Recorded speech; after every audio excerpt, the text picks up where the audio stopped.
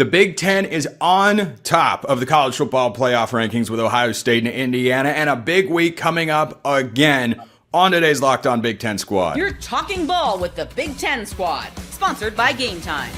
From USC to Ohio State, from Michigan to Oregon, from Nebraska to Washington, it's the local experts of the Locked On Podcast Network bringing you scoops, breakdowns, and the most comprehensive preview of the upcoming Big Ten weekend. No hurt feelings and thin skin allowed. Squad up, you're part of the Big Ten Squad. I watched 3 college basketball possessions while that intro ran. Welcome to this week's Locked On Big Ten Squad. I'm your host, Spencer McLaughlin, neutral arbiter of all things college football, of course. Ryan Herrings of Locked On Badgers is here. Marc Colkin of Locked On USC. Zach Anderson-Yaxheimer of Locked On UCLA. And Roman Tomashoff just happened to wind up in the bottom right of the Big Ten Squad. I know, it's just, this keeps happening. It's crazy.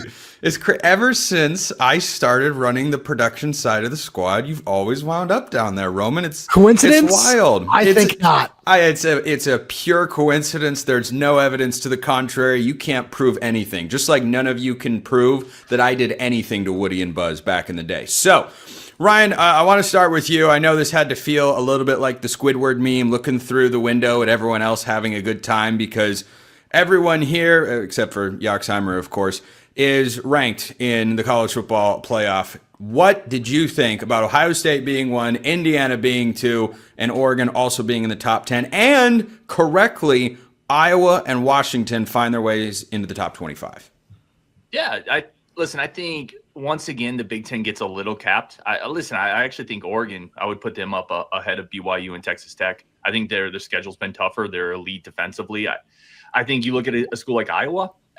Certainly, listen, it's Ohio State, Indiana, so I'm not going to throw too much shade at the Big Ten getting capped a little bit, but there's 2 lost teams from the SEC and other conferences ranked considerably higher than Iowa, who was a top 5 defense. If I was in the SEC, they wouldn't be 20th. The Big Ten middle class always gets dinged a little bit. That's nothing new. If I was nitpicking, I would probably flip-flop Indiana, Ohio State, to be honest. I think the Indiana win against Oregon is the most impressive thing we've seen, certainly, in my opinion, all year, but I do think Oregon should be a little higher, quite frankly, and I do think Iowa, once again, doesn't get quite the respect it deserves. Marc, USC comes in at number 19 in the college football playoff rankings. How did you feel about that? I'm fine with that. I mean, I think people predicted they would be somewhere around 20. I guess they overachieved a little bit. Whenever somebody says it doesn't matter where you start in the preseason poll, tell them they're full of caca. Because when you start out of the polls or lower in the polls, you have to work twice as hard to work yourself up. And this is kind of the result. You look at, I don't know if it's strength of schedule or if the new phrase is strength of record, but the first poll is always kind of the first one out of the gate. All right, this is where everybody lines up, and you're going to see major drastic changes when the second poll gets released next week. But, USC 6-2, you look at their strength of record, they lost on the road to Illinois and they lost on the road to Notre Dame. Meanwhile, they're behind a bunch of teams that you look at and say, on a neutral field, who wins? I'm not sold on BYU. I'm not sold on Texas. I mean, Texas is up there because they've got, why? Who do they beat? Vanderbilt? Is that their Oklahoma? The Oklahoma win is what bolsters Texas into that particular spot. But I mean, the SEC teams who all start out preseason in the polls, they just keep yo-yoing back and forth, up and down, because all of a sudden, when you play each other, well, you're playing a really tough game. That same benefit of the doubt doesn't seem to translate across other conferences. Yeah, I think there is some truth to that. I think it's better to be the Big Ten than the ACC, because holy smokes, did they get absolutely railed by the committee. And I do kind of understand it, because the ACC in the non-conference slate was flat out horrible. They were decidedly 4th of the Power 4 leagues. I think that was reflected in the rankings. Zach, you're not allowed to talk about basketball. I forbid you from doing it. I mean, you might not even want to after whatever happened in the first effort for the Bruins this year. But what stood out to you when you saw the first iteration of the 12-team playoff rankings? I was kind of shocked Oregon was number 9. Obviously, I don't understand why Notre Dame gets so much love for 2 losses and a win at home versus USC. Sorry, Mark. But, like, why is Notre Dame number 10? Why is Texas number 11? I think the ACC is hated on a little too much.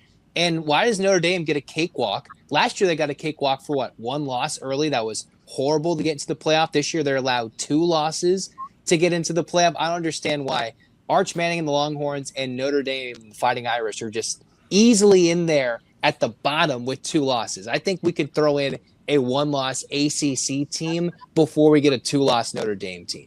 Well, and Notre Dame also mostly plays the ACC, and they're up there with 2 losses. But as Mark pointed out, preseason ranking and brand bias can absolutely play a factor here because, as we talked about earlier in this segment, Roman, when a Big Ten team beats a ranked Big Ten team, there's no automatic guarantee you go right into the rankings. In the SEC, that is seemingly always the case. Tennessee is still ranked out there, which I don't necessarily object to. I think it's just a little bit inconsistent at times. But Washington, I'm glad that they're in there. They should be.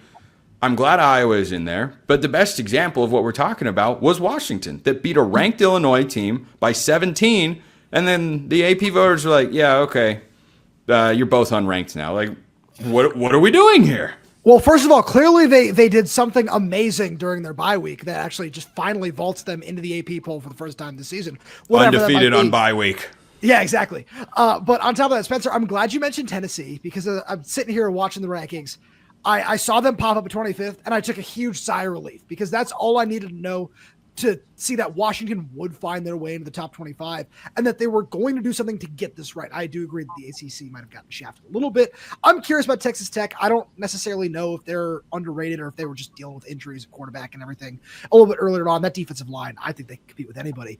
But I look at just where these, to kind of go back to what Marc was saying about the middle tier Big Ten teams getting shafted a little bit. I feel like this is all going to work itself out where Vanderbilt is one of the teams, for example, where I feel like they're going to drop another game or two. And all of these things where, we see 4 Big Ten teams in the bottom, 6, 7 spots in the rankings right now. These things are all going to work themselves out over the next couple of weeks. And for Washington, where the next 3 games are Wisconsin, Purdue, UCLA, if you just find a way to keep winning, I think everything will be fine. Ryan, we can talk about basketball if you want to. I'm happy to talk about Hannah Steinbach, best player in the country. Can we? No, not during. I love college basketball. I do, but it's still football season, Ryan. I'm sorry to see. You can play spoiler. Could we? I mean, you'll go on the field and have a chance to do it. Do we? There will be 2 teams on the field. That much is a fact. Roman's making my point. We've been averaging 74 passing yards a game, I think, in the month of October. We have 2. Iowa's astonished that that's allowed. We did score 7 on you. That felt like a monumental victory for us. But, I don't know who this you is. I am neutral arbiter of all things college football. Ryan, I'm not trying to pile on here, I swear. But as I was doing research ahead of our matchup this week, I saw that Wisconsin was averaging 5.4 points per game in conference play, and I legitimately thought that was false. I knew it was bad. I didn't think it was that bad. I thought spooky season was over. It's gone up recently because there were 7 points against Oregon. Hey, in the Oregon camp, I can tell you there were some, myself included, that were at least a little disappointed that a touchdown was surrendered in that game. Now, admittedly, it was on this floating duck pun intended, this floating duck as the quarterback was getting drilled as he threw, and then somehow it was caught inside the 5. But it happened. The play got made. You gotta give him credit for that. But yeah, the 5.4. See, when you say 5.4, you think you're about to say yards per play and be like, oh well, that's not so bad. And then it's points per game, and you're just like, oh no. It's good runs in baseball, not points. Yeah, per game runs. Yeah, runs per game. 5.4 would be very good. Goals would be awesome. Ryan, do they make red paper bags in Wisconsin? People have found some. I need a red out. Like, It's been rough. No, Wisconsin is next if they haven't already for the shirtless male student section. That happened too. Like, That did happen. That did happen. I will quickly point out there was a recent report. The colleges that have sold the most beer on campus, Wisconsin is by far. You saw that? Yeah. Far and away, baby. It was like $800,000. It was a crazy number. It's not even close. So Yeah, that's what Wisconsin is leading the charge. You know, they are the bad. They're that scene in the Benchwarmers when Clark is there picking his nose. And then Richie tells them, Clark, they're beating us in runs. But the good news is you're beating them in boogers picked. So we got that. We got that going for us. We're going to pick, speaking of which, watch this segue. We're going to pick every game in the Big Ten this week. Yeah, that's why I got top left responsibility up here. Plenty more on today's Locked On Big Ten Squad. First, this episode brought to you by SupplyHouse. When the opening whistle blows on a new repair, get your crew moving forward with SupplyHouse. Order today and see parts on your doorstep tomorrow. Over 280,000 plumbing, HVAC, and electrical items from the most trusted brands in the business. Their real-time inventory and honest lead times keep you from punting projects, while their industry-leading customer service always has your blind side covered. If you need parts fast for a project, I mean really, really fast, SupplyHouse has next-day delivery. You talk about a game changer, SupplyHouse has got that feature. Join the free Trade Master program today and score serious perks like priority shipping, lower prices, and a dedicated support line. Visit supplyhouse.com to sign up for free and use promo code SHCollege5 for 5% off your first order. That's supplyhouse.com. Real people, real service. All right, Ryan couldn't take it anymore. He did the too much football talk. He couldn't take it. Let's get to our picks, starting with the first Big Ten game that we will see. It's on a Friday this week. Marc, does that make it any more dangerous when USC battles Northwestern, Trojans favored by about 2 touchdowns? No, it's just going to be a low-energy game. I mean, Northwestern is low energy. They might be the most boring team in college football, but, you know, they've got 5 wins, Ryan, so maybe is good. I was also going to say Herring's is right there, Marc. It was a subtle dig. I'm sorry, Ryan. I liked it. All good. Look, USC's coming back off a short week. They played that game in Nebraska, blackout, you know, great environment. I don't know if there's going to be a drop-off in that type of environment at the Coliseum on a Friday night in LA, 6 p.m. You know, last year USC hosted Rutgers. They beat them. They said there was 63,000 there.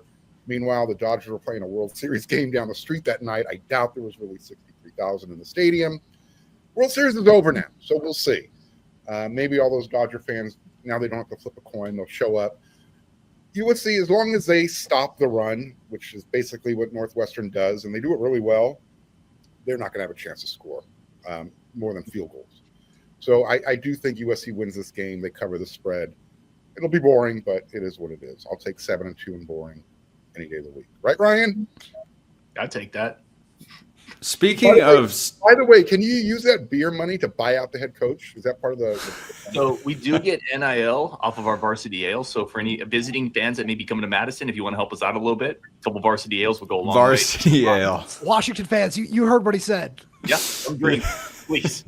I'm sure there are plenty of Husky fans that would love to take him up on that offer. Like, you know what? We will help a charitable cause. We were talking about not full stadiums, and Zach, for some reason, I felt like we needed to bring you into the conversation. USC and Northwestern, what do you think? I mean, Marc, if Northwestern beats USC, you're going to dump a bucket of water on your head? You're willing to make that? You're going to see a lot more than that. I mean, Northwestern's better than I certainly gave them credit for. I still think UCLA, now having seen how they played, should have beat them weeks back. USC at home, short week, should take care of Northwestern, but I've already shortchanged them before. I'll still stick with the Trojans. Roman, you see a shocker in Los Angeles on Friday? Nope. I think that Yeah, I love that Marc just went out and called them the most boring team, especially with, Ryan right here. But I think that it is somewhat of a toss-up. I just have not been impressed by Washington Northwestern offensively. At least the defense is really solid, but I don't think that they have what it takes to hang with USC's offense. Given Oregon's ranking in the top 10, I think it's pretty clear the committee loves Northwestern. Loves Northwestern, because arguably, we can have a separate conversation about the Penn State game. Northwestern might be Oregon's best win right now.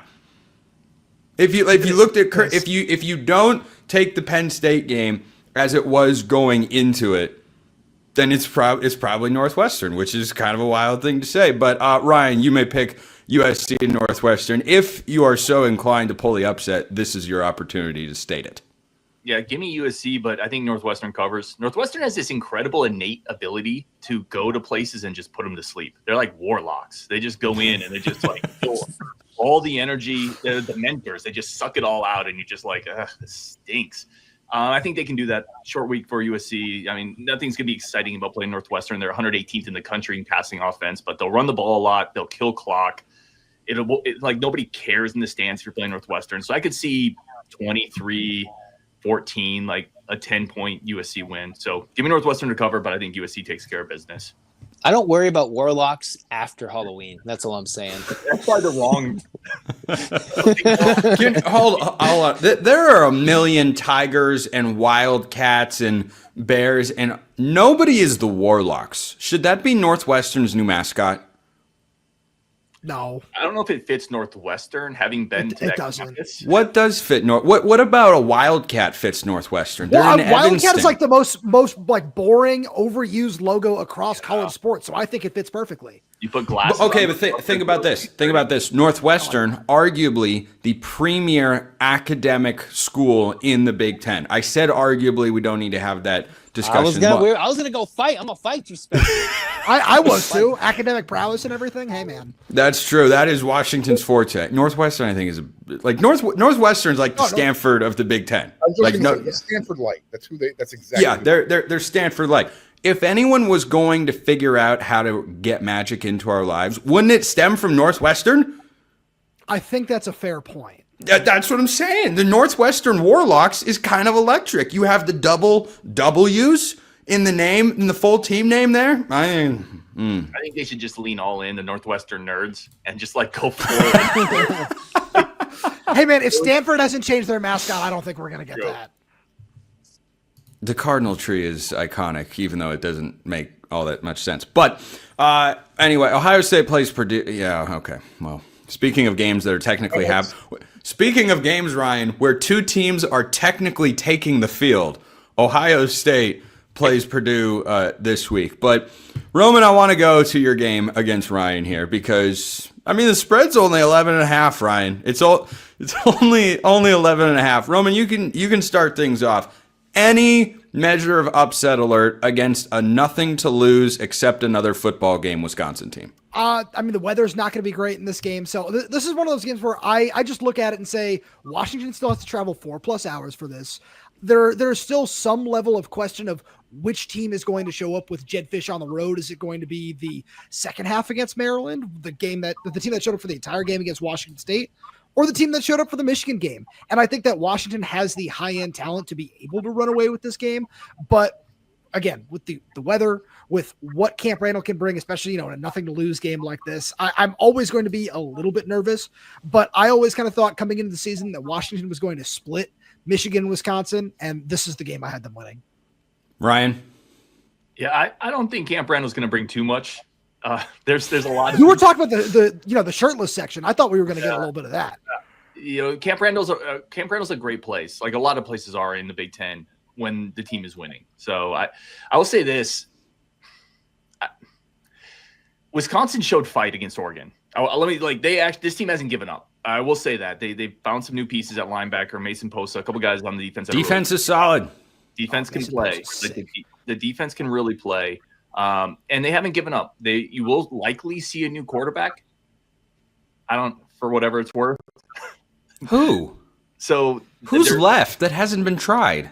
They're probably going to go back to Daniel Neal, who got a few reps earlier this year, and then they're going to play, I think, the 4-star freshman Carter Smith is going to get in there. So that gives you a spark. Both those quarterbacks can run. If it's a bad weather game, it's the same thing, Spencer, it's the same thing you and I talked about 2 weeks. Weather, maybe bad game, if you can run the ball a little bit. I actually think Wisconsin keeps this one close. I really do. I think they played really hard against Oregon. They showed some signs. They were able to run the ball a little bit for the first time this year. But ultimately, Washington offensively is just too talented. There's too many guys on Washington's team that are just a tier above whatever Wisconsin's going to have. So I think Washington comes in and wins. I do think Wisconsin keeps it close. I think they play hard. Anybody want to take Wisconsin in the upset here? I'm going to say the points or just the upset? The tailback you wannabes cover. Wow. Yeah, I'm probably Cover. I thought Marc was going for it there.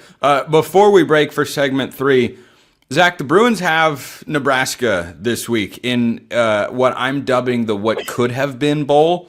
You know, UCLA for a minute was controlling their own path to the Big Ten championship game. Nebraska, until Dylan Raiola got hurt, was controlling their own path to the college football playoff. What do you think the Bruins bring to the table this week? I think the Bruins, favored at home, should win this game against Nebraska. It's going to be the last game that they're favored this season, I believe, with Ohio State, Washington, and SC all on the schedule, 2 of those 3 on the road. It's a must-win, quite frankly. If Tim Skipper wants this job, I wasn't too scared of Raiola last year coming into this year from a UCLA perspective because the Bruins have already beaten them. A lot of new pieces, of course, but without Raiola, I think this has to be a UCLA win or looking at somebody other than Tim Skipper as the new UCLA head coach. By the way, perhaps most importantly on the line for the Bruins this week, Zach, they have to win this game to keep their hopes alive of forcing me to buy a Nico jersey and wear it for a week here, or not here, but over on Locked On College Football. That has to happen. If they lose this game, it will not be alive. When we get back, boy, a couple of fun games in the Big Ten, including Oregon. I will have our picks for that and more on today's Locked On Big Ten Squad, which is brought to you by our friends at FanDuel. The NBA is back, and there's no better place to get in on the action than FanDuel, the official sports betting partner of the NBA. Even if you missed the start of the game or want to ride the hot hand, FanDuel has live bets on everything from who will score next to fourth quarter comebacks. Plus, you can even combine your live bets into a same-game parlay for a shot at a bigger payout. Keeps every game exciting, especially when your team's making that late push. And all the lines we're talking about here on the show, provided, of course, by our friends at FanDuel. If you want to bet any of those games because you think you know how it's going down, if you think UCLA is rolling Nebraska with a backup quarterback, Bruins -2.5 is probably your cup of tea. If you think USC is thrashing Northwestern, you can take a -14.5. If you think Northwestern hangs around, +14.5. Anything you think's happening, you can put your money where your mouth is with FanDuel. Right now, FanDuel is giving new customers $300 in bonus bets when your first $5 bet wins. So head to FanDuel.com to sign up and play your game with FanDuel, the official sports betting partner of the NBA. All right, let's pick. Do we want to do Oregon, Iowa first or last in this segment? Not at all. Not at all. Okay. I say we go last just to make Spencer wait. Last, just to make it sweat. Okay, that's perfectly fine. Indiana, Penn State. Remember when this game was going to be fun? Penn State showed fight for a half at Ohio State last week, and then the Buckeyes realized, wait a minute, we're a much better football team. Ryan, can Indiana get any sort of scare in Happy Valley in what I don't imagine will feature too much Mo Bamba? I don't think so, man. Indiana is so good. And I think people still are coming to terms with the idea that Indiana is an absolute powerhouse this year. If Indiana's resume was put on any SEC school, they would be on the cover of every magazine, on everything. Like, this wouldn't even be a topic. They'd be number one in the playoff rankings. I think Indiana's going to crush them because Cignetti has a chip on his shoulder, and he's going to always have a chip on his shoulder. Give me Indiana by whatever. National title contending Hoosiers is how they should be viewed. Marc, any chance that we've got a stunner? There's a chance. There's a chance. Exactly. Well, yeah. Your finger and thumb. Yeah, exactly. Yeah, that sounds about right. Zach or Roman, either one of you guys think that this even gets interesting? I'm shocked that the line is 15.5 Indiana or whatever. It might be 16.5, whatever you're on the road. I still think they're going to win this game by 30 points. I'd be shocked if they do anything less. crazy. Now for a really fun one before we get to Oregon, Iowa. Somebody's getting their second Big Ten week win this week. It is either going to be Maryland or it is going to be Rutgers. Ryan, this is the smallest point spread in the Big Ten this week. Make your pick. Terrapins or the Scarlet Knights? Give me the birthplace of college football. They're at home. This is not going to be pretty football, but hey, I've seen that all year for me, so whatever. Let's go Rutgers at home, squeaks it out. Ryan just educated so many people and caused so many Google searches about the birthplace of college football. Marc, the Turtles or the guys with the swords? The Scarlet Knights, was that the name you were looking for? Yeah, well, I was trying to think of a witty retort to describe their mascot, and I didn't come up with a good one. There isn't one. I agree with what Ryan said. It's in Piscataway, so let's just go with the home team. Zach?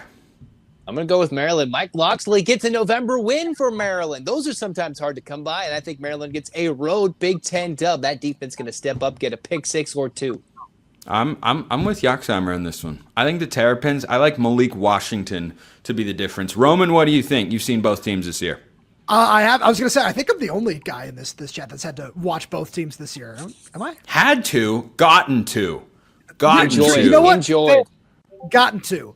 No, definitely not enjoyed, especially the Maryland game. I was horrified. But the difference maker, Spencer, I don't think it's going to be Malik Washington. I think it's going to be Maryland's freshman edge rushers, Zahir Mathis and Sidney Stewart. This Rutgers offensive line is not good. And I think Anthony Kalik-Man has been awesome. He's got a great trio of receivers. I don't really like either defense in this game in the secondary very much, but I think these pass rushers are going to make a huge impact on this game. Give me Maryland. And now the moment everyone has been waiting for. The crowd goes crazy behind me on game day. Oregon goes to Iowa in a ranked matchup that wasn't that way when the week began, but thanks to the committee's playoff rankings, is indeed a top 20 showdown in Iowa City. Iowa's passing offense has not put together a 200-yard effort from Marc Gronowski this season. However, that's never really been Iowa's staple. They go against a great Oregon pass defense. Ryan, what do you think about this game? Two great defenses. You hit on it. Oregon's defense is going to be really tough for Iowa, but maybe they're able to run the ball a little bit. It's in Kinnick. Kinnick is an incredibly hard place to play. It would be helpful if that was a night game, right? That the early afternoon or the mid-afternoon kick doesn't help Iowa there. Give me Oregon, low-scoring game. Iowa's going to play tough. They always do at home, but I think Oregon just has too much offensively, and I don't know how Iowa moves the ball. So Oregon, tight game, take the under. Marc? I want these two teams to hit each other so hard over and over and over again so they are not ready to come. USC hosts Iowa the week after this game, and then they got to go up to Eugene. So I want you guys bruised, bloodied, battered. I want this to be an old-school Big Ten conference football game. That's what I'm looking for. Did you have a pick on who you think is going to win the game? Less who wins. As long as USC beats both of these teams, that helps their resume. That's all I care about. Okay. Marc doesn't want to satisfy you because I know you want to hear Oregon's name. I'm going to go with that. I'm good either way. I'm good either. I was about to say Marc is calling the game, so he's not making a pick. Iowa will win. It's going to be a walk-off field goal to win. Zach? Iowa to cover. Oregon wins. Oh. That was a nice little switcheroo. Roman, go right ahead. Yeah, Iowa. Give me Iowa. I think that both these defenses are really solid. I think that Iowa can find a way to move the ball a little bit here and a little bit there. We've been shocked by them once or twice already this season. I hear they even scored 30 points in a game. I think they've done it a couple times. They did it against me. Yeah, I was going to say that's why I wanted to throw that out there. But I do like the under, like Ryan said. Yeah, give me Iowa. There's no way I can pick the other team. Roman, you do realize that it is in Washington's best interests for Oregon to win the game, right? That's not what I said. Okay, gotcha. Just making sure that you're aware of what Washington's best interest is. Always watching Oregon lose. That's it.